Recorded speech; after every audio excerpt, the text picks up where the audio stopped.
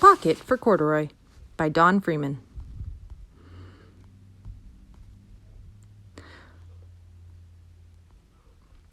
Late one summer afternoon, Lisa and her mother took their laundry to the laundromat. Lisa carried along her toy bear, Corduroy. The laundromat was very busy at this hour. "Now, Corduroy, you sit right here and wait for me," Lisa said. "I'm going to help with our wash." Corduroy waited patiently. Then he suddenly perked his ears up. Lisa's mother was saying, "Be sure to take everything out of your pockets, Lisa dear.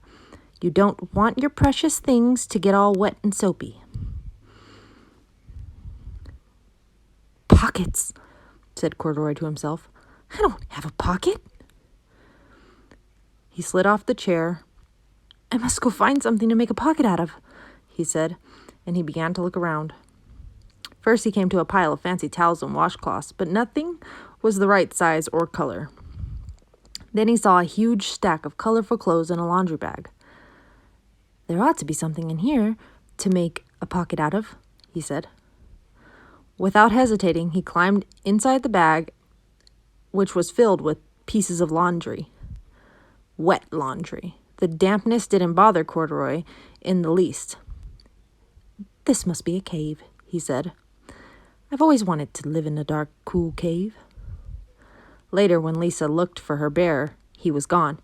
"Oh, Mommy!" she cried. "Corduroy isn't where I left him." "I'm sorry, honey," said her mother, "but the laundromat will be closing soon, and we must be getting home."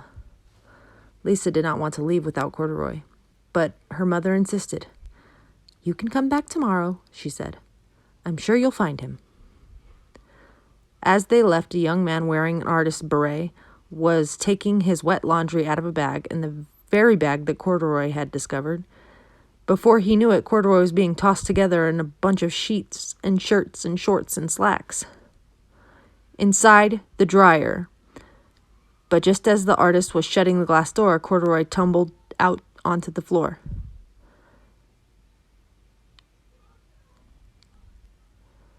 "How in thunder did that bear ever get mixed up in my things?" the artist wondered. Poor Corduroy was all damp all over. "Well, the least I can do is give him overalls that are good and dry," said the man. He unbuttoned Corduroy's shoulder straps and put his overalls in the dryer. Corduroy grew dizzy as he watched the clothes spinning around, but the artist became inspired. "This would make a wonderful painting," he said as he took the sketch pad out of his pocket and began drawing the swirling colors. "I can hardly wait to get back to my studio."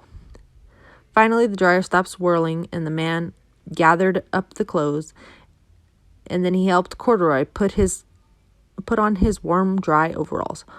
All at once, the manager at the laundromat called closing time. Everybody out.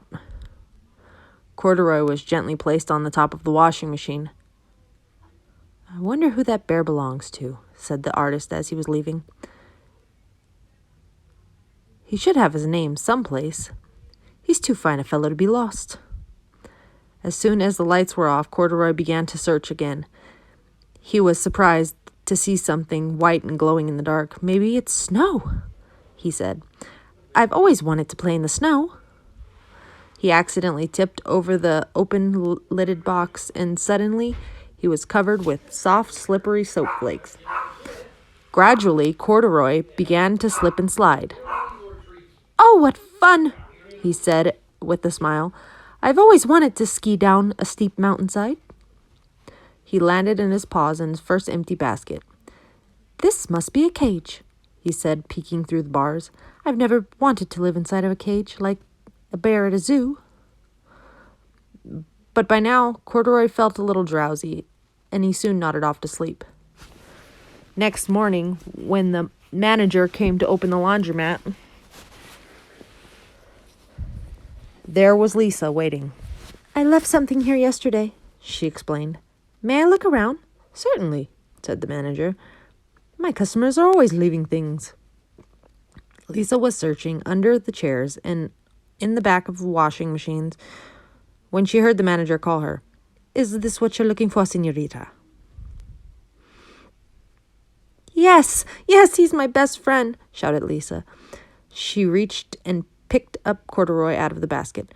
So this is where you've been all this time, you little rascal, she said. It's time I took you home. Lisa thanked the manager and ran down the street, holding Corduroy tightly in her arms.